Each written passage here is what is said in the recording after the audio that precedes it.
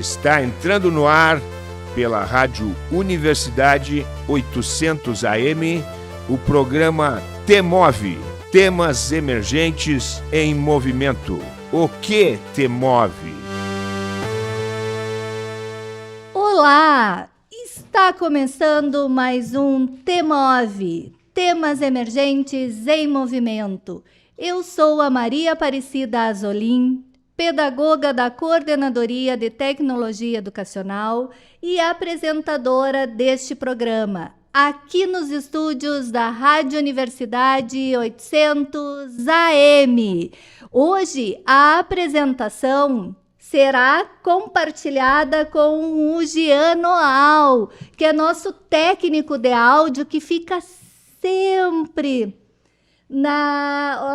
fazendo a parte técnica do programa. E hoje ele vai apresentar junto comigo.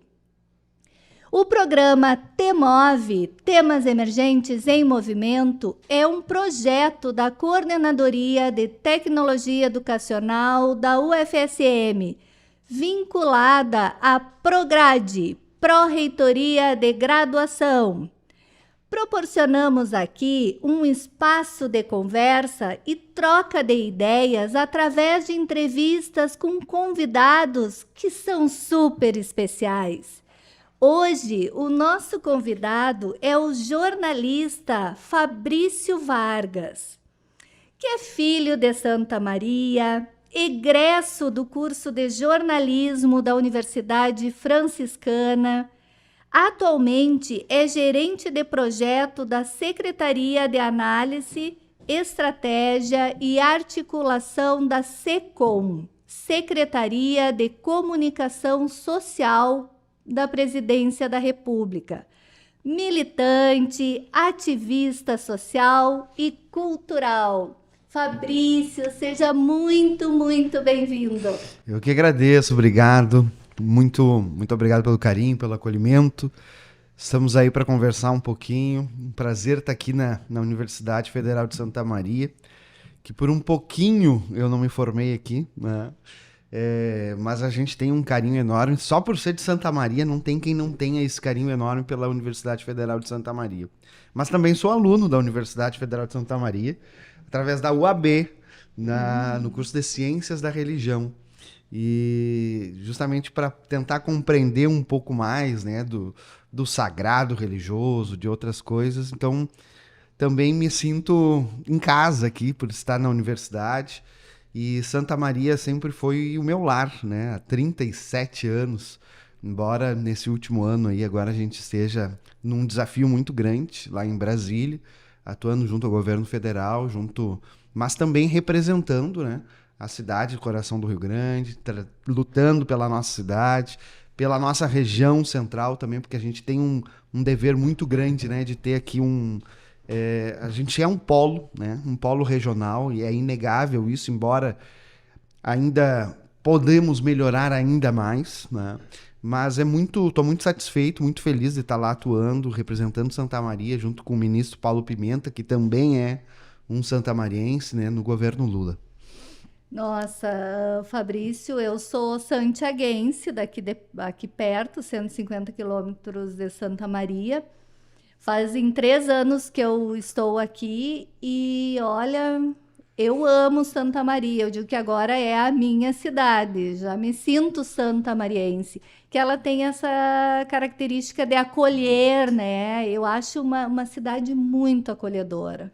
É extremamente acolhedora. Olha que tem muitos amigos. E outra coisa, além de acolhedora, Santa Maria tem uma divulgação enorme no mundo, vou dizer, vou ser mais ousado. Mas no Brasil, especialmente, não tem aonde tu vá no Brasil que alguém não tenha vindo para Santa Maria, ou estudou na universidade, ou esteve aqui no Exército, na base aérea, na aeronáutica. Então você não tem quem não conheça Santa Maria, onde tu vá, né, no Brasil inteiro. E eu tô tendo essa oportunidade de viajar bastante, de ir para outros lugares, e é exatamente isso que tu fala, uma cidade acolhedora, uma cidade que recebe bem, embora tenhamos os nossos problemas também, mas é uma cidade boa de se viver, né? É uma cidade boa de se morar, tem muita coisa aqui, tem tudo que tem nas grandes capitais, tem em Santa Maria, né? Uma saúde de qualidade, e isso está aumentando bastante na cidade, né? De aposentados virem para cá, porque justamente ela é um polo de saúde, ela é um polo educacional, então tem todas essas possibilidades aí que Santa Maria que oferece, mas obviamente que a gente precisa melhorar bastante ainda, né? Eu acho que Santa Maria, ela tem uma capacidade agregadora muito forte, justamente por ter esse acolhimento e por estar onde está, né? No coração do Rio Grande, no meio do estado do Rio Grande do Sul. E aí que nós temos aqui, se nós formos pro lado da capital, temos aqui a Quarta Colônia, nós vamos para o outro lado, nós temos o turismo ali que pode ir para a fronteira, Campanha Gaúcha, nós temos Itaara aqui do lado, né, que é a nossa Gramado, a nossa Canela, né, e daqui a pouco a gente não vai estar nem dizendo isso, né, se houver uma integração forte entre Santa Maria, Itaara, esse aspecto. Daqui a pouco a gente não vai dizer mais, né, que Itaara é a nossa Gramado. Itaara é a nossa Itaara, né? E poderá receber, tem um potencial turístico muito grande. Agora com o Geoparque também, né? Caçapava, aquela região, a região da Quarta Colônia também, e tudo isso acaba fomentando, né, que esse polo regional que é Santa Maria. Embora seja muito triste que o nosso acesso é complicado, a gente tem dificuldade de acesso ao aeroporto, eu acho que necessita uma ampliação, aliás, já está previsto, inclusive pelo novo PAC, uma ampliação do aeroporto de Santa Maria, justamente para dar uma maior mobilidade daqui, mas eu acho que a gente está no caminho, né? A gente não pode ser aquele pessimista, né? Mas Santa Maria cresceu muito, né? Cresceu muito. E eu acho que está no caminho ainda para ser uma das grandes cidades aí do nosso Rio Grande do Sul, já né? Mas eu acho que a gente pode mais. Santa Maria pode ser um polo muito importante aqui para o nosso estado, né? E eu vejo Santa Maria, assim, bem como tu disseste, tem tudo que precisa, né, como um grande centro, mas ela não perdeu a característica de uma cidade menor, uma cidade do interior. E eu acho isso muito importante, né? É uma cidade que se mantém, assim, de conversar com o vizinho, de conhecer, né, assim, ter essas relações que às vezes nos grandes centros tu sai, chega, não conhece ninguém, e aqui não se perdeu isso. Eu acho isso fundamental. É fundamental. Santa Maria é exatamente isso que tu diz. É uma cidade grande, mas com espírito provinciano ainda, né? Todo mundo se conhece, todo mundo confia. É muito bacana, né, isso. Sabe que quando eu fui para Brasília, eu estranhei por um lado, mas depois eu comecei a me sentir em casa também. Porque embora tenha esse aspecto de cidade grande, e ela né? São 3 milhões de habitantes, só no plano piloto é 1 milhão, né? Então, tu acaba, né? Tu começa assim, a primeira impressão que eu tive, inclusive, quando cheguei em Brasília foi, nossa, tô dentro da Universidade de Santa Maria. Porque os prédios são muito parecidos, né? Ela é contemporânea também, da década de 60, né? Então, a arquitetura ela é muito parecida, assim, tanto na Asa Norte quanto na Asa Sul ali. E aí tu sai do prédio, tem um gramado, então é muito parecido com a universidade. A primeira impressão que eu tive foi essa. Mas a única diferença é que tu não vê pessoas, né? Então, assim, tá todo mundo dentro dos prédios, tá todo mundo dentro dos seus escritórios, né? Tu anda lá na esplanada, dificilmente tu vê 1, 2, 3 pessoas, ainda mais por causa do calor intenso que se faz lá, né? Calor o ano todo. Eu até achei engraçado, assim, que eu já conhecia Brasília, mas nunca tinha morado lá, né? E aí, em maio, por aí, maio, junho, eles disseram, olha, vai esfriar muito agora. vai esfriar muito, tu te prepara, mas o grande frio deles era 23 graus, 20 graus. Eu disse, mas gente, aqui não vai fazer calor. Não, vai fazer, tu espera pra ver, né? É que nem a seca, né? A parte mais forte da seca, né? Que depois que para o período das chuvas, né? Ali por março, abril também. E aí eles, olha, agora vai, assim, tu te prepara, vai sangrar teu nariz, a tua boca vai ficar seca, o pessoal te assusta, né? Mas aí, quem conhece o clima de Santa Maria, que às vezes tem as 4 estações do ano num dia só, não passa muito problema, né? E de fato, assim, realmente, ela tem um clima estranho, assim, mas ela tem uma característica, ela é muito parecida com Santa Maria, que é essa questão de ter muita gente de fora morando nela. Poucas pessoas são brasilienses, de fato, né? Assim como poucas pessoas são santamarenses, de fato, aqui. Embora isso já tenha mudado, né? Há bastante tempo, muita gente nasce aqui e acaba vivendo aqui. Eu sou um caso, né? Que sou santamarense nato. Mas lá tem essa característica, né, de gente de todo lado e essa miscelânea de pessoas que tu consegue conviver e tu aprende muito, com culturas diferentes, com sotaques diferentes também, assim, é muito bacana, e Santa Maria também nos proporciona isso. Então esse aspecto, assim, de ser uma cidade grande, mas ao mesmo tempo receber muita gente de fora e em algumas situações, inclusive até muito interiorano, porque assim, tem o bar que fica ali perto, tem, né? Na cidade de satélites ali a convivência já é diferente, né? Mas realmente é um povo mais frio, não tem esse calor, esse acolhimento que a gente tem aqui no Rio Grande do Sul, um mate, né? As pessoas até, quando eu vou ali no final de semana no parque da cidade, devo meu mate, as pessoas já ficam meio assim, né? O que esse gaúcho quer aí? Não, mas é tudo assim na brincadeira, assim, mas eu gosto muito, mas Santa Maria tem o nosso coração sempre, né? Sempre. Não adianta. Fabrício, nós temos uma pergunta que a gente faz sempre e ela dá o título ao nosso programa. Então, Fabrício, o que te move? Olha, gente, muita coisa, mas eu posso te dizer que é a minha inquietude. Eu sou muito inquieto. Quem me conhece, né, Yasmin? Eu não consigo parar muito, né? Então, assim, eu sou muito inquieto, muito aquela inquietação da juventude, sabe? Ela sempre esteve muito presente, assim, comigo, né? Embora às vezes eu não pareça, né? Tem gente que acha que eu sou muito calmo até. Mas aqui dentro é um turbilhão de emoções, assim, né?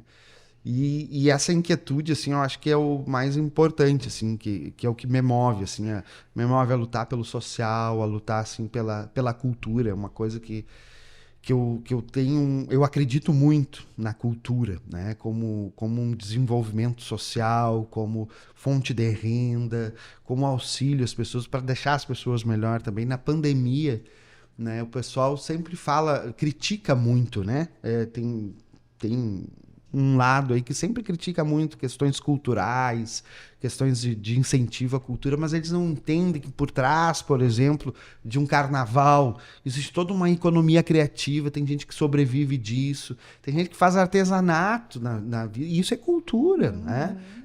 Tem gente que faz artesanato, vende em feira, tem o pequeno produtor, então, produtor cultural, né? Que vive desses projetos de editais, consegue... Não é só os grandes, existem os grandes também, né? Os grandes eventos, mas a cultura ela envolve toda uma cadeia que ela precisa, não é só o show, não é só a poltrona do teatro que tu chega lá e assiste a peça. Por trás daquela peça tem 10, 20 profissionais que estão trabalhando, que estão atuando. E eu sou um apaixonado pela cultura, a nossa cultura especialmente, né?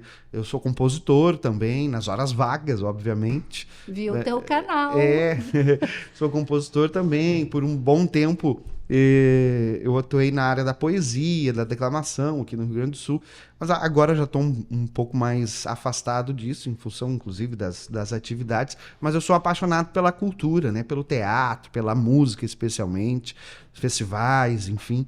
E eu acho que isso é algo que a gente tem que olhar com outro olhar, né?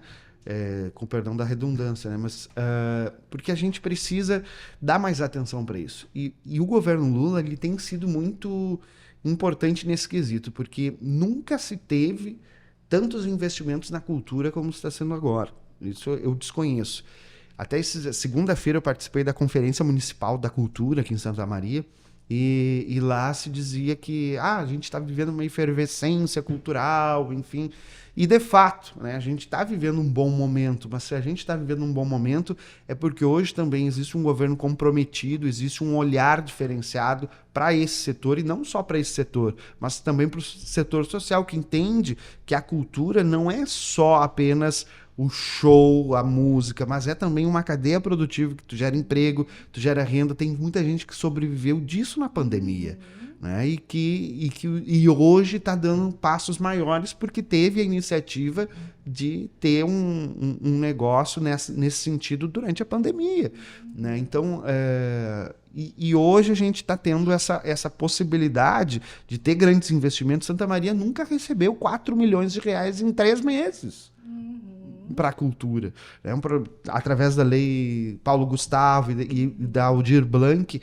E a Aldir Blanc agora é importante salientar que ela virou um programa nacional de política cultural. Então, ou seja, ninguém pode mexer mais, porque foi feita uma luta extrema para garantir a lei Aldir Blanc durante a pandemia, o auxílio emergencial, para depois ainda teve gente abanando com o chapéu dos outros, né? Então, se foi uma luta muito importante do campo da esquerda, do campo progressista, para se conseguir, de fato, um auxílio emergencial para esse setor, que foi o mais atingido da pandemia. Imagina aquela pessoa, aquele artista, aquele músico que vivia de tocar em barzinho.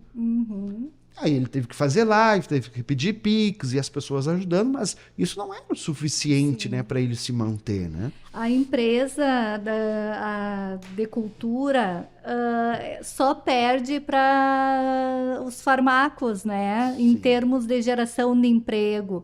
Então, quem não tem interesse nenhum em cultura e só pensa na questão financeira, tem que olhar então por esse lado. A cultura gera o desenvolvimento do país, gera emprego, né? E emprego é desenvolvimento. Eu me lembro quando eu era criança, que existia ainda o carnaval, a gente morava ali na rua Lucídio Gontan, que é bem pertinho da Liberdade ali. Nós morávamos ali e quando eu era criança, a mãe sempre gostou muito de carnaval. Até hoje ela gosta. E aí a gente pegava as cadeirinhas, né, e ia pra lá. Mas ela ia pra lá não só por isso, mas ela ia pra lá porque ela era costureira. E aí ela costurava a roupa das escolas de samba. E ela tinha, a fonte de renda dela era essa, né? Depois ela conseguiu, ela foi enfermeira, enfim, trabalhou muitos anos ali no Hospital da Caridade. Mas nesse início, assim, ela era costureira das escolas de samba. Então ela ia para lá, para a avenida, com orgulho de estar vendo, né, a roupa dela ali, passar e tal. Então é tudo isso, sabe? Não E eu duvido, né, gente, assim, ó, alguém que viva sem música, seja qual for a música. Duvido que alguém não consiga parar um dia sem olhar, nem que seja uma televisão, um programa de entretenimento. Ninguém vive sem música, e isso é cultura. Mas quem é que gravou aquela música? Teve um estúdio que ganhou, entendeu? E lá dentro daquele estúdio vai ter que ter profissionais, tem uma editora, tem uma gravadora. Então, tudo isso. A novela, o filme, o teatro, a dança. E valorizar as artes a nossa, plásticas, né? Valorizar a nossa cultura. A nossa cultura brasileira, ela é muito rica. O mundo inteiro olha pra gente. E a gente tem uma diversidade enorme. Se Santa Maria, que tem 300 mil habitantes, já tem essa diversidade enorme cultural aqui, de artistas, de músicos, de tudo, né? Imagina no Brasil, né? Que a gente tem um movimento cultural nordestino que é fantástico, né? A gente tem o norte do país. Então tem o carnaval no Rio de Janeiro, São Paulo, o carnaval de Salvador, que é um pouco diferente. E aí tu vai por isso aí, gente, quanta gente são empregados, quanta gente vive disso, e essa riqueza cultural, ela tem que ser valorizada, né? Tem que ser valorizada. Com certeza. E isso atrai turismo, isso atrai uma série, né? Uma série de coisas. Então eu sou para resumir, né, eu sou um apaixonado pela cultura, assim, pela cultura. Eu acho que a gente tem que fazer mais, mas não é só isso, né? Tudo envolve um monte de coisa aí, né? Compartilho dessa paixão. Bom, Fabrício, primeiro, antes de tudo, quero pedir licença aqui aos ouvintes da nossa querida Maria Aparecida Zolim, que estamos aqui também hoje contribuindo na frente dos microfones, né? Normalmente estamos nos bastidores, né? Enquanto o nosso amigo Fabrício vai molhando a palavra, também vou me apresentando e pedindo licença. O Jean que faz o programa acontecer, né? Sem o Jean, ele edita, ele grava, nossa. E é radialista excepcional. Bondade da querida Maria Aparecida. Fabrício, bom, tu já começou então a nos contar então quem é que é o Fabrício, né? E eu vou aproveitar e já vou fazer um outro laço em outra pergunta também, Fabrício. Então, assim, tu te apresenta para os nossos ouvintes e também nos conta um pouco da tua trajetória profissional, inclusive com a atuação aqui na nossa querida Rádio Imembuí, né? A pioneira de Santa Maria. E também a tua trajetória, né? Como ativista social, porque isso tá muito forte ligado em ti, né, Fabrício? Obrigado, Jean. Que bom que tu tá aqui com a gente, né? O Jean a gente agradeço. Conhece há muito tempo, né? E é um parceiro aí de luta da nossa caminhada aí. Sabe que a rádio sempre foi a minha grande paixão, na verdade, né? Sempre foi a minha grande paixão. Eu, quando tinha... No ensino fundamental ali, eu deixava de fazer as atividades, de jogar futebol, vôlei, essas coisas. Eu gosto mais de vôlei, de futebol eu não jogo. Mas eu deixava de fazer isso para narrar o jogo na beira da quadra. E é muito engraçado, assim, porque eu já sabia desde cedo o que eu queria, sabe? Eu sempre quis o rádio. E eu acho que inclusive, por influência da minha família, porque eles ouviam muito rádio. Ouvem até hoje. Meu pai ouve muito rádio. E eu tinha um vizinho do lado, assim, o seu Orsi, que ouvia a rádio 24 horas. E a neta dele era muito minha amiga, então era vizinho de muro, assim. Então a gente conversava no muro, brincava no muro, e aquela coisa toda. E eu ouvia a rádio o dia inteiro, né? Então, assim, a mesma coisa lá em casa, né? Então, meu pai sempre ouviu muito rádio, sempre foi... E meu avô também. Eu chegava no final do ano, eles moravam para fora, em São Cepé, minha família é de São Cepé, e eles moravam para fora, lá no Terceiro. E aí, o radinho era sagrado. Eu acordava com o radinho, ouvindo o Volney Vasconcelos de manhã, e aí ele ouvia aqui, e aquilo foi bem pegando. Ao meio-dia tinha os avisos, né? E aí eu me lembro, eu peguei ainda, finalzinho, mas peguei. Porque eu ia para lá de ônibus, né? Então eu pegava o Planalto aqui na rodoviária e chegava lá em São Cepé. E aí a mãe mandava um aviso lá para a Rádio Cotricel, né? Ó, o Fabrício vai chegar aí, tal hora, não sei o quê, vai pegar o ônibus, o cachoeirense que passa lá. Eu tinha que esperar até as 3 da tarde, porque o cachoeirense ia pelo interior para chegar em Cachoeira. E aí nós ia para lá. Então o rádio teve muito presente na minha vida. E eu acho que isso me fez ter essa paixão, assim, pelo rádio. Aí eu comecei no rádio em 2003. 2013 eu comecei no rádio. Na Rádio Guaratã, né? Nossa saudosa Rádio Guaratã. Saudosa. Em 2013 a gente começou lá na Rádio Guaratã. Aí fiquei 2 anos ali, fui para Imembuí, né? Aí na Imembuí foi a minha grande escola mesmo, foi na Imembuí. E eu só entrei, de fato, pro rádio porque eu não passei no vestibular daquele ano. Não passei no vestibular da UFSM, porque eu tinha terminado o ensino médio, fiz o vestibular. E eu não passei, né? Não passei, eu fiquei por 3 no ponto de corte. Era 86 no ponto de corte, eu fiquei com 83. E eu disse, pá, e agora, né?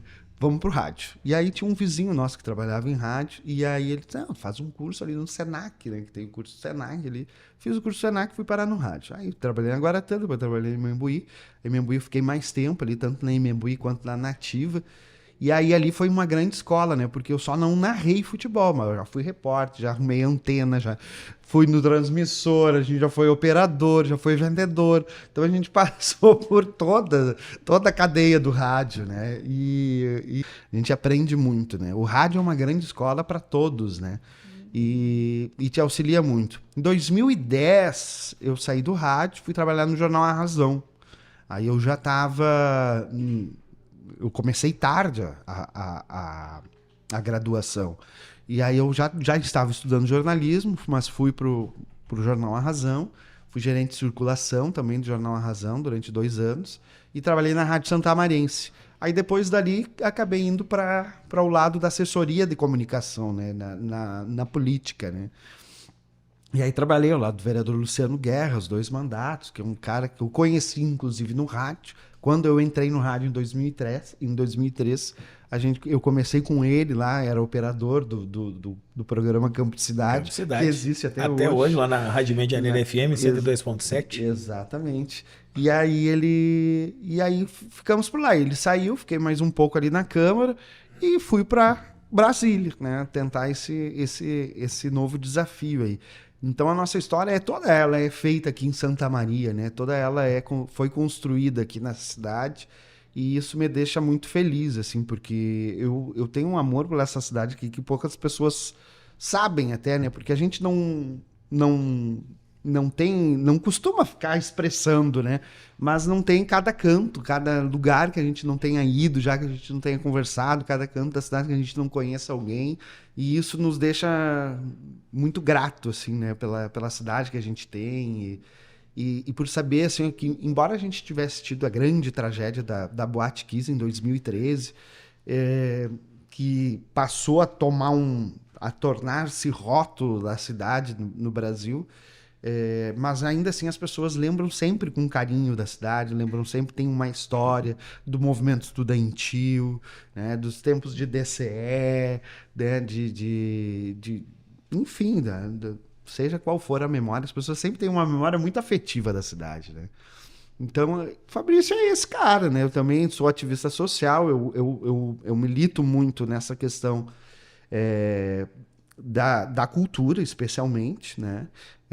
Mas também, né, eu acredito que a cidade ela tem que ser para todos, tá? A gente não tem como entender e compreender, na verdade, que a gente não tem um espaço público para se tomar um chimarrão na Zona Oeste, por exemplo. As pessoas têm que sair... Veja bem, uma pessoa da Nova Santa Marta, por exemplo, né? A gente sabe que a Nova Santa Marta é a maior ocupação da América Latina, a gente tem todo um contexto histórico, as pessoas que lá é considerado periferia ainda, tem gente que já melhorou bastante de vida, tem gente que ainda não melhorou, mas para sair de lá e vir para a universidade aqui no domingo tomar um mate, porque é o único lugar que Santa Maria tem, é a universidade hoje. Tu chega ali no Parque Itaimbé, te dá uma tristeza de ver aquilo ali, parece uma cidade fantasma. Aí tu anda mais um pouquinho ali, que era para ter uma praça, alguma coisa ali no bairro Tararé, com aquela vista bonita que tem ali, tudo. A gente não tem nada, né? Então daí tu vai para a periferia mesmo, é pior ainda a situação, né? A situação ali da Nova Santa Marta, Alto Boa Vista, 7 da nós temos o Parque da Jockey, que foi investido, acho que 2 milhões de reais lá, e tudo que foi investido se perdeu. Porque ninguém ocupou aquele espaço, né? Se nós não ocuparmos aquele espaço, a comunidade não ocupar aquele espaço enquanto espaço público de fato, a marginalidade, o vandalismo, ele vai crescer, né? Mas ele só cresce enquanto as pessoas não estão lá, enquanto as pessoas não se sentem parte. E eu acho que Santa Maria... Uma das coisas primordiais que Santa Maria falta é exatamente isso. Concordo. É se sentir parte do todo, sabe? Se sentir que aquilo ali é teu também, né? Não é só Santa Maria, mas Santa Maria em especial, sabe? Porque a gente vê por aí, a gente que viaja bastante, a gente vê por aí cidades que são limpas, organizadas, bonitas, as pessoas não... Alguém toca um toco de cigarro no chão, a pessoa já vai lá e xinga. Não é aí. Mas daí a gente anda pela rua, não tem nenhuma lixeira. Tu vai na maior parada de ônibus de Santa Maria, que é o Paradão da Rio Branco, não tem uma rampa para PCD. Tu entendeu? Então, se não tem acessibilidade nenhuma, a gente não tem uma calçada com piso tátil. Agora fizeram um calçadão novo, mas aquele piso ali tem gente que reclama. Eu não sei porque eu nunca passei ali com chuva, mas tem gente que reclama ali que o dia que tem chuva, as pessoas resbalam e caem ali, né? Então, assim, veja bem, não é uma crítica ao governo, né? Mas uma crítica num todo, assim, entre nós, né? A gente precisa tomar parte, sabe, de que Santa Maria é uma cidade polo, é uma cidade grande. Não pode chegar aqui como a gente chega aqui pela 287, a gente chega na cidade e é aquela depressão, às vezes não tem uma luz no pórtico. Eu cheguei de madrugada aqui na sexta-feira passada, tudo às escuras, mato alto, as pessoas fazem o que querem, né? Então, assim, enquanto a gente não tomar parte, isso é o mínimo, gente. E isso é o mínimo, a gente não está aqui falando nenhuma, né, novidade, é o mínimo. Então isso me incomoda muito, sabe? Isso me incomoda muito ver que ninguém fala sobre isso às vezes, né? Quem deveria tomar parte dessas coisas acaba não se tomando parte disso, né? Então, assim, obviamente que não estou aqui fazendo terra arrasada, a gente já evoluiu muito, já evoluímos muito em vários aspectos, mas ainda assim a gente deixa para trás muita coisa. Voltando ao Parque do Jockey, lá podia ter pista de caminhada, podia ter acesso às pessoas, podia ter um centro de eventos. Em 2016, se não me engano, ou 18, agora não vou me recordar, a gente garantiu 2 milhões de reais para um centro de convivência para os idosos. Santa Maria tem uma quantidade absurda de idosos, é uma das cidades que mais tem idosos aqui no Rio Grande do Sul. E muitos deles participam de grupos de terceira idade. A gente tem mais de 100 grupos de terceira idade aqui em Santa Maria. E esses grupos de terceira idade aqui na cidade, eles precisam de locais para fazerem suas atividades, suas convivências, enfim. E Santa Maria não tem. Tem recurso para isso, né? Isso eu estou dando só um exemplo, né? Tem recurso para esse centro de convivência do idoso, que era para ter sido construído, inclusive, num lado ali do Parque da Jockey, e não foi construído, né? Houve imbróglios, enfim, e acabou não sendo construído. Mas isso é só um exemplo, né? Até pouco tempo a gente tinha recursos aí, temos ainda em caixa, recursos na prefeitura da época do PAC, do outro PAC, né? Que veio 180 milhões e não foi terminada, a perimetral, que liga a Zona Oeste, a Zona Sul. Então, obras que foram paralisadas, o centro de eventos está paralisado. Santa Maria não pôde receber recurso federal por 180 dias, porque um edital do centro de eventos não era feito pelo município. Então, ficou bloqueada de receber recursos, porque a lei não permite que, enquanto não gaste aqueles recursos federais ou estejam em andamento as obras, eles não podem liberar mais. E aí, se a gente não tem, né, recurso, vai ficando parado, né? Então, o centro de eventos já era para estar pronto, né? Então, são várias coisas assim que a gente acaba pecando na morosidade do processo, na burocracia, né? E outras coisas mais. Só para fechar aqui, que eu sei que eu já estou me alongando, mas dentro também da uma outra área assim, que eu milito muito é a questão religiosa, né? Eu sou um bandista e eu luto muito assim, com relação à intolerância religiosa. Embora a gente tenha evoluído muito também, e a Constituição de 88 garanta a liberdade religiosa, garanta que nós estamos num Estado laico, né, diverso, que a gente tem que respeitar a individualidade um do outro. Jamais a gente vai, enquanto, pelo menos eu digo por mim, ter algum tipo de preconceito, algum tipo de intolerância por quem é evangélico, cristão, ou quem é católico. Eu nasci na igreja católica, né? Respeito muito, já fui evangélico, respeito muito, mas a minha religião, para mim, a melhor para mim é a Umbanda. Agora, não é porque ela é para mim que ela tem que ser a melhor para ti, que tem que ser a melhor para o Jean, que tem que ser a melhor para Yasmin. Então, cada um tem a sua, e isso tem que ser muito definido. O Brasil teve, durante muito tempo, assim, essa possibilidade muito forte de viver em harmonia, de viver em igualdade, mas a gente sabe que esse extremo polarismo, a polaridade que se deu de forma muito extrema a nível nacional, isso também intensificou, né?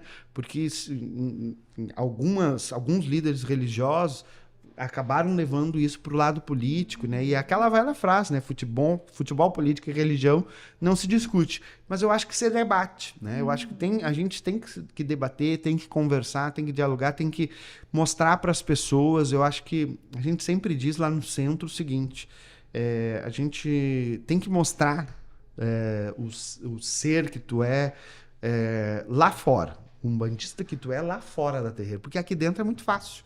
A gente vestiu o nosso branco, a gente, né, vestiu, porque aqui tu tá numa egrégora, numa redoma de proteção, tu tem todo um preparo. A mesma coisa, né? O evangélico, o católico, enfim, né?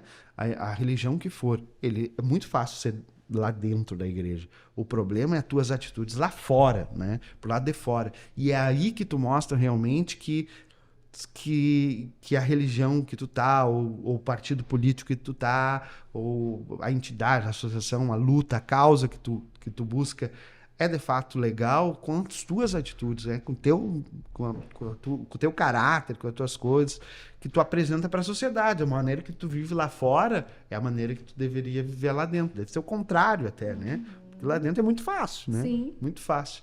Então, assim, essa é uma questão assim, que eu também prezo muito, sabe? Da gente poder ter a liberdade de expressão, liberdade de culto. E nos últimos tempos a gente tem sofrido muito ataque, assim, a gente vê pelo Brasil terreiras que são destruídas, inclusive por pastores, isso é muito triste, né? Está relacionado com o racismo, né? Com o racismo, principalmente. extremamente relacionado com o racismo. Quanto a Umbanda, que é uma religião brasileira, tanto as religiões de matriz africana, as afro-brasileiras, elas enfrentam muito essa questão do racismo religioso. Porque ela veio da África, né? As características principais delas vieram da África. E a gente sabe que o Brasil é extremamente racista, especialmente porque foi o último país a acabar com a escravidão, né? E essa é uma história muito triste. E embora ainda tenha gente hoje que ainda defenda que não existiu escravidão. Então, gente, isso é um completo absurdo, né? Não teve escravidão, não teve ditadura militar, que o Brasil é um país pacífico, né? Índios incendiados, negros sendo mortos e presos e todo tipo de violência apenas por serem negros ou por serem indígenas. Então, realmente a gente precisa pensar e falar muito sobre isso. Não, muito, muito. Então, eu acho que a minha luta, assim, também é por igualdade de direitos, pela questão, por várias questões, né, de nenhum tipo de preconceito, sabe? Eu acho que é fundamental a gente lutar por uma sociedade livre de preconceito, uma sociedade antirracista, uma sociedade anti-LGBT-fóbica, todas essas questões assim que envolvem, né, as pautas dos direitos humanos. Eu acho que isso é muito importante, né? Mesmo aqueles que são contra os direitos humanos, agora, quando estiveram presos, chamaram os direitos humanos. Então, assim, e isso é uma coisa que a gente não pode entrar nessa banalização dos direitos humanos, né? Direitos humanos não é para quem está preso, não é para quem é bandido, é para todos nós, né? É para todos nós. Existe a garantia, né? Enfim. Esse é um pouco assim do que eu luto, do que eu penso e do que eu acho que é importante assim, a gente ter como militância e como pensamento político, social, enfim. Vamos fazer um rápido intervalo e rapidinho nós voltamos com o jornalista Fabrício Vargas.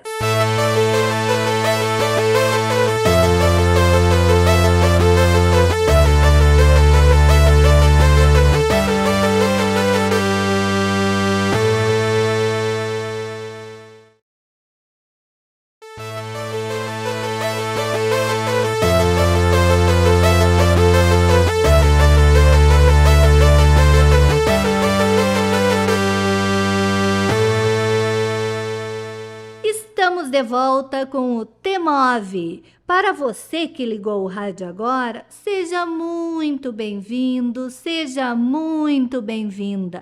Eu sou a Maria Aparecida Azolim e você está ouvindo o programa T-Move pela Rádio Universidade 800 AM. Hoje com o jornalista Fabrício Vargas, que é gerente de projeto da Secretaria de Análise, Estratégia e Articulação da SECOM, Presidência da República. O T-Move é um programa de conversas e troca de ideias através de entrevistas semanais com os nossos convidados. Trataremos sempre assuntos sugeridos pelos parceiros dos temas emergentes.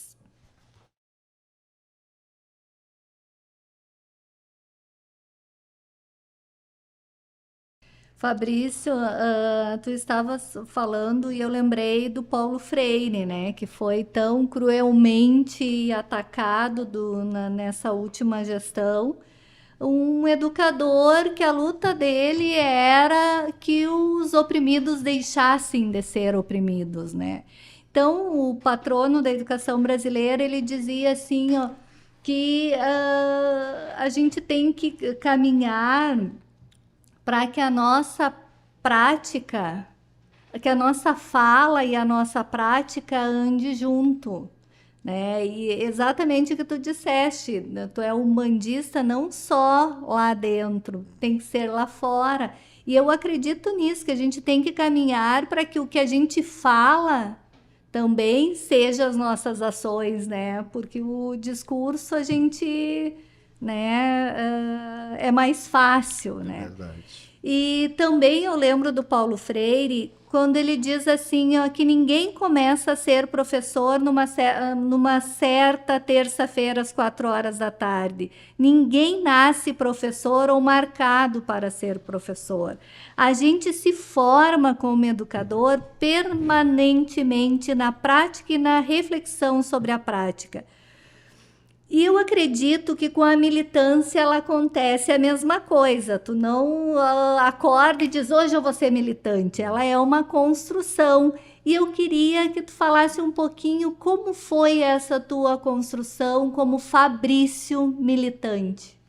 Então, desde criança também, né? Esses dias, eu até vou contar uma história engraçada, assim, esses dias eu fui na casa, engraçada não tanto, mas na casa de uma amiga, e ela não tava, né? Aí eu deixei um cartãozinho que eu tenho ali de Natal e tal, que eu tô entregando pra algumas pessoas, deixei um cartão pra ela. E aí ela postou a foto no Instagram, a filha dela postou ali, a mãe enlouqueceu aqui, ficou chorando e tal. Aí no outro dia eu apareci lá de surpresa, né? E aí ela, começou a chorar, que bom, que não sei o que, ela tava muito feliz, né? E eu acho que começa assim, sabe? A militância, ela começa quando tu começa a transformar a vida das pessoas. Tu começa a ver que as pessoas que estão à tua volta, elas são, de alguma forma, impactadas por algo que tu faz. E muitas vezes a gente não percebe que elas são impactadas. Porque aquilo que tu tá fazendo, na verdade, para ti é algo comum, né? Tu vai perceber, na verdade, quando tu impactou a vida, que tu fez certo, quando tu tem esse feedback. Fez né? a diferença. E às vezes tu não sabe, né? Porque é muito natural que, ainda mais no momento que a gente vive hoje, que as coisas vão acontecendo e vai acontecendo uma coisa atrás da outra, e a gente acaba que não entra em contato, às vezes, com as pessoas também não entram em contato, mas quando tu vê o sorriso das pessoas, assim, por ter ajudado numa questão tão mínima, às vezes, e isso fazer a diferença na vida delas é importantíssimo, né? Então eu acho que esse é o principal aspecto, assim, que nos move a ser militantes, né? A transformar aquelas pessoas que estão na nossa volta. Acho que Gandhi que falava assim, né? Se tu quer mudar o mundo, começa mudando a tua volta, começa mudando a ti mesmo, né? Então, usando essa referência, eu acho que é a partir disso, né? Se a gente mudar Santa Maria, se a gente começar a dar exemplo por aqui, a dar exemplo pela Universidade Federal, a dar exemplo pelas nossas instituições, é o que a gente vai conseguir mudar muita coisa lá fora, né? Hoje a gente vive num mundo muito polarizado, num mundo que todo mundo tem opinião para tudo, né? Uhum. E se tu não tiver opinião para tudo, tu tá fora dessa sociedade. Não, então, assim, então não existe mais esse calor daqui a pouco, essa coisa mais próxima. E a militância, na verdade, ela surge justamente nesse momento, né? No momento em que tu começa a sentir que, poxa, eu tô num lugar em que e eu convivi sempre, assim, com essas diferenças, né? De pessoas que tinham muito e pessoas que tinham pouco. Em vários lugares, assim, em que eu convivi desde de criança até adulto, até a fase adulta. Então, em muitos lugares. E isso sempre me incomodou, sabe? Assim, mas por que que o fulano pode ter 2 carros e a minha tia lá não pode ter nada, não tem nada, né? Então, assim, não é querer tirar um dela e dar para ele, né? Mas é lutar por condições e oportunidades. Eu acho que a palavra-chave de tudo é a oportunidade. Porque no momento que tu dá a oportunidade para alguém, o futuro dela tá nas mãos dela, né? Mas tu tá auxiliando, tu tá levando, tu tá dando a oportunidade para que ela saia da onde ela está. Por isso é tão importante, por exemplo, a política de cotas, por isso que é tão importante... Por isso que é tão importante, por exemplo, a gente criar políticas, criar ferramentas para a manutenção de jovens no ensino médio, por exemplo, porque o grande desafio hoje do Brasil é deixar com que os jovens permaneçam no ensino médio. Há uma evasão escolar muito grande e, inclusive, pensando nisso, o governo federal lançou essa semana, inclusive, um fundo que vai criar uma bolsa. São 20 bilhões de reais para poder colocar de poupança para esses alunos, especialmente os de baixa renda, para que possam continuar os estudos aí e seguir adiante. Por isso que é tão importante não só também a política de cotas, mas também o Enem, o ProUni, todas essas políticas, né, que vêm de alguma forma para dar uma oportunidade para as pessoas seguirem além. Mas também não é só isso. Porque tem gente que não vai conseguir entrar dentro de uma cadeira, dentro das cadeiras da universidade, tem gente que também não vai poder ter condições de estar em espaços assim. Mas é criar ferramentas para que elas consigam mudar a sua volta. Hoje, eu tenho falado muito isso, o nosso campo ele precisa, inclusive, atualizar o discurso, né? Porque, assim, a gente saiu de uma luta sindical, de uma luta que a gente tinha lá atrás, pelo fim da ditadura, né? Hoje, a ditadura, a democracia ainda assim está sendo ameaçada, né? Ela foi gravemente, duramente ameaçada aí nos últimos anos, mas ela ainda assim não está totalmente salva. Hoje, por exemplo, nós vencemos uma presidência da República, né? Mas a gente tem que compor um governo com várias pessoas, com vários pensamentos políticos, um governo de coalizão, para que possa ter uma governabilidade, para que possamos incluir os programas sociais, para que possamos fortalecer várias coisas, por exemplo. Minha Casa Minha Vida, para te ter uma ideia, em Santa Maria fazia, muito mais de 10 anos que não tinha nenhuma moradia popular nova em Santa Maria. Vão ser abertos mais que 340 unidades em Santa Maria, um investimento extremamente alto, só que ainda assim não vai dar conta da fila de espera que tem lá, que ultrapassa 1.000 pessoas. E a maioria delas, mulheres, chefes de família, né? Então, assim, ainda temos muito que evoluir, ainda temos que ficar muito vigilantes, muito alertas, porque o processo eleitoral, embora tenha acabado, o processo político ainda não. Então, existe ainda muito forte, né, a questão de um extremismo, de um poder reacionário que ainda está às sombras, né? Então a gente tem que tomar muito cuidado em preservar a nossa democracia. Eu acho que ninguém quer viver o que a gente viveu. Eu não vivi, porque eu nasci em 85. Eu sou um filho do fim da ditadura. Mas eu leio história, eu leio muito. Inclusive era para ter sido um dos cursos que eu queria ter feito. Porque a gente tem que conhecer o nosso passado, né? Aquela velha frase, né? Quem não conhece o passado está condenado a repetir, né? Então, assim, a gente... Quase repetimos. Quase repetimos. Infelizmente. Então, a gente tem que ter uma lição, a gente tem que ter um entendimento, e eu acho que a população, no geral, ela também já está entendendo o que aconteceu, o que passou, essa onda extremista. As pessoas já estão entendendo porque elas estão vendo a realidade mudando, na verdade, né?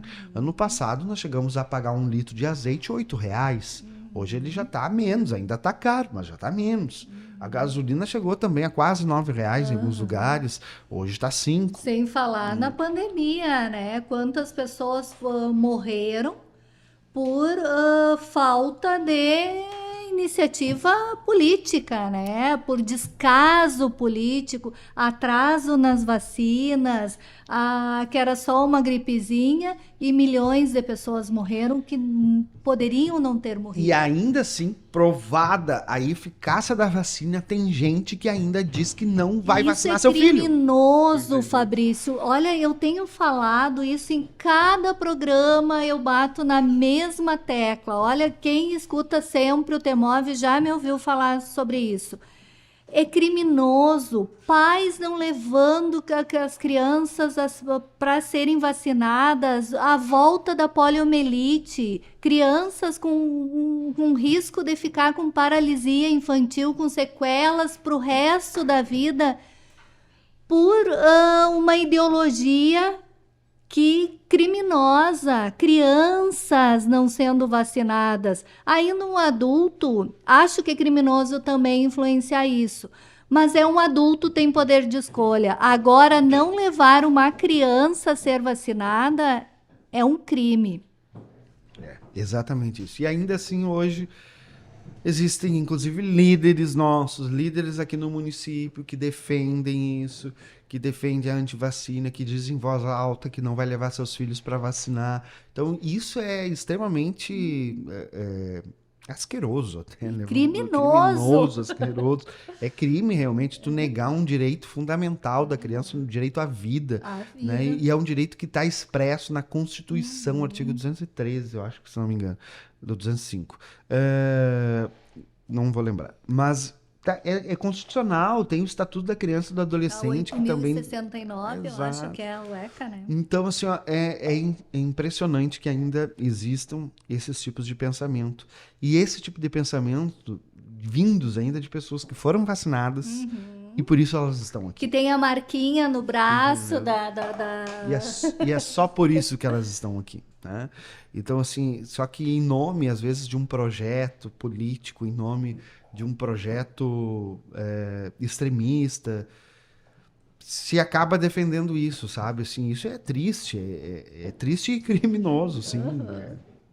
Não temos. Fabrício, sabemos do avançado do tempo, um homem aí cheio de atividades, mas a gente vai se encaminhando para o fim, né? Porque a barbada de entrevistar um radialista, né, Cida? Maria Aparecida, né? Cida nos corredores. Pode ser Maria Aparecida, pode Cida, ser Maria. Cida. A facilidade de entrevistar um radialista que falta de assunto não tem nunca, né? Então, assim. A conversa fluiu tanto que parece que faz 5 minutos exatamente. Que começou a entrevista. E, bom, tudo que a gente tinha separado aqui para poder conversar, a gente não conseguiu utilizar 10%, né? Precisa de mais 3 pelo menos, para a gente conseguir vamos fazer. Completar a conversa com o Fabrício. Fabrício, para a gente ir se encaminhando para o final, né, meu irmão? Nos conta como é que é o dia a dia lá em Brasília, como é que é a tua atividade profissional lá, como é que é trabalhar diretamente lá na Secretaria de Comunicação Social da Presidência da República e, junto a isso, dando a continuidade a esta pergunta, os teus projetos para o futuro que passam aqui por Santa Maria. Pois então, lá em Brasília, a gente tem uma rotina bem pesada, assim. Começa às 7h30 da manhã. A gente tem todos os dias uma reunião com o ministro Paulo Pimenta, todos os dias, né? A gente faz parte ali da equipe também do ministro. E ele faz a reunião dele sempre antes de despachar com o presidente. O primeiro despacho do presidente todos os dias no Palácio do Planalto é com o ministro Paulo Pimenta. Então, assim, eles têm uma proximidade muito grande, o que é bom para Santa Maria, né? É muito bom para nossa cidade aí, a gente tem recebido muitos recursos, tem muita coisa boa para vir para a cidade, a caminho, né? Assim, não vou divulgar aqui porque, né, não posso, mas assim, tem muita coisa boa assim, para vir para a cidade, então é muito importante que a gente tenha consciência disso. Bom, já foram anunciadas várias coisas aí, né? Duplicação da 392, a conclusão da travessia urbana, agora vai vir mais recursos, né? Mais recurso aqui para a travessia urbana. Teremos aí o Mais Médicos, são 10 médicos que vai vir para a cidade aqui do Mais Médicos.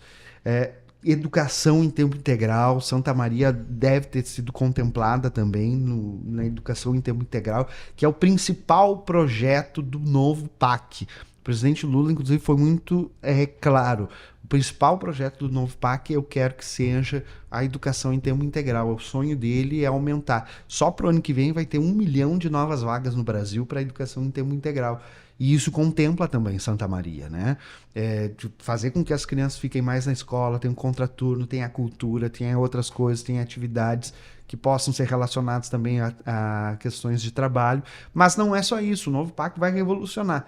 No Rio Grande do Sul, só para vocês terem uma ideia, eu sei que eu estou me afastando da pergunta, mas no Rio Grande do Sul, só para vocês terem uma ideia, já foi investido em menos de 1 ano tudo o que foi investido nos últimos 4. O dobro, pelo menos. Né? Então, assim, é muita obra, é muita coisa acontecendo. Bom, basta ver aqui na rodovia para quem vai para Porto Alegre. Obviamente que essa aqui é do Estado, mas é muita obra, porque tu desce aqui, tu vai para lá, o Estado está em obras, é um grande canteiro de obras, então, mas muito se deve à questão do governo federal e dos investimentos, né, que a gente tem trazido para o Rio Grande do Sul em especial. O presidente Lula, inclusive, chama o Pimenta do embaixador do Rio Grande, né? Então, assim, tá inclusive numa reunião junto com o governador Eduardo Leite, lá ele pegou e falou isso. E o Eduardo concordou também, né? Porque, de fato, assim, a gente tem embora sejam partidos diferentes, mas a gente tem uma relação muito próxima. E esse é um dever que é um aprendizado que a gente tá tendo com o presidente. Olha, vocês têm que conversar com todos. Todas as pessoas são importantes para nós. Obviamente, aquelas que mais precisam. Mas vocês têm que conversar com todos. A eleição acabou e nós vamos ajudar todo mundo. Se eles vão fazer a parte deles ou não, é outra coisa. Mas o governo federal está comprometido com tudo isso. Mas voltando à questão da nossa agenda lá em Brasília, além disso, eu, de trabalhar junto com o ministro Paulo Pimenta, também faço uma interlocução do governo com o Congresso Nacional, com a base governista. Né? Os projetos que são importantes para o governo terem celeridade para aprovação, enfim, a gente faz esse diálogo, mas tudo que envolve a comunicação. Ali na SECOM também a gente lida muito com propaganda, né, de todas as espécies, né? Também o fortalecimento especial é algo assim, que é prioridade dentro da SECOM. A questão do rádio, a questão da comunicação pública de qualidade. A gente fortaleceu muito a empresa brasileira de comunicação, que estava assim, quase fechando as portas. Os funcionários, servidores, eles não queriam mais trabalhar lá porque não aguentavam. Se tu chega lá na IBC, tem um quadro, que é a memória, agora não vou lembrar, mas é uma memória antifascista. Haviam termos que eram proibidos de se falar. Os funcionários não podiam usar cor vermelha para usar na roupa, né? Então, assim, eram coisas assim absurdas que aconteciam. Então, tem um mural Marielle Franco, tem a foto da Marielle, lá tem todas as palavras que foram proibidas de serem ditas na Voz do Brasil, foram proibidas de serem ditas nos órgãos de TV do governo, como memória, justamente para aquilo que a gente estava falando, para a gente nunca esquecer do que a gente passou, porque eram uma espécie de censura, né? Que acontecia na comunicação pública do país. E que isso não existe hoje. Então, a gente tem que fortalecer. Hoje, a Voz do Brasil ela é um maior veículo, maior meio de comunicação que o governo tem, que atinge... A gente vinha falando também antes, né? O rádio é o veículo mais democrático que existe e alcança todos. E a Voz do Brasil é a maior audiência do país, né? Então... esse compromisso de reforçar a comunicação pública e também reforçar a comunicação institucional, que as pessoas saibam que o governo está trabalhando, que as pessoas saibam o que está acontecendo, que as pessoas saibam na base que tem vacinação, que tem liberação do Bolsa Família. No norte e nordeste do país, uma das estratégias da comunicação é carro de som. Não é nem veículo, não é nem veículo tradicional, é carro de som. Porque lá as pessoas estão na rua, as pessoas não ficam dentro de casa porque é muito quente, ou as pessoas estão trabalhando, então passa o carro de som lá. Então tem outras formas de tu poder, né? Então a característica do Brasil ela é muito grande, a característica regional do país, né? Então isso tudo contribui para que a gente possa fazer uma comunicação de todos os tipos, né? Desde da tradicional, o release que vai para o site, que depois vai para o jornal, mas também no rádio, na rádio comunitária, no site, na rádio web, nesses lugares em que todas as pessoas hoje também têm esse compromisso. Então, a minha função, além disso, também é passar por isso, também atuo junto com o ministro da assessoria da comunicação dele, tem uma equipe grande, e agora, a partir de dezembro, eu estou entrando, a partir de dezembro agora, eu recebo uma nova função que eu tenho me orgulhado muito, e vou contar para vocês aqui em primeira mão, que é que eu vou fazer parte da unidade gestora do G20, né, que é o grupo dos 20 maiores países, maiores economias do mundo. E o G20 ele vai ser presidido pelo Brasil a partir agora do dia 1º. Então, toda a administração, todo o processo de 20, as coordenações das reuniões, as trilhas de finanças, trilha de Sherpas, porque eles trabalham em 2 trilhas, né? A de finanças cuida da questão da economia global, enfim, e a de Sherpas, vários outros temas, como bioeconomia, como cultura, educação. No Brasil vai ter o G20 social, né? Que é algo que já havia em outros países, mas vai ser muito fortalecido no Brasil. O presidente Lula quer muito trabalhar no mundo a questão do combate à fome, das desigualdades. Então isso vai ser um tema primordial do G20 social, com vários outros temas. E o Brasil que vai estar à frente de tudo isso. E quem cuidará da comunicação vai ser a SECOM, né? Então toda a comunicação do G20 vai passar por nós também. Então eu estou muito feliz, né? Porque é um novo desafio, mais uma coisa. E vou poder trabalhar junto e voltar para Santa Maria também, porque o ano que vem a gente tem aqui em Santa Maria um pleito eleitoral, a gente tem também aqui uma responsabilidade muito grande de lutar pela nossa cidade, por tudo aquilo que a gente estava falando aqui. Eu acho que Santa Maria precisa oportunizar mais para as pessoas o acesso aos serviços.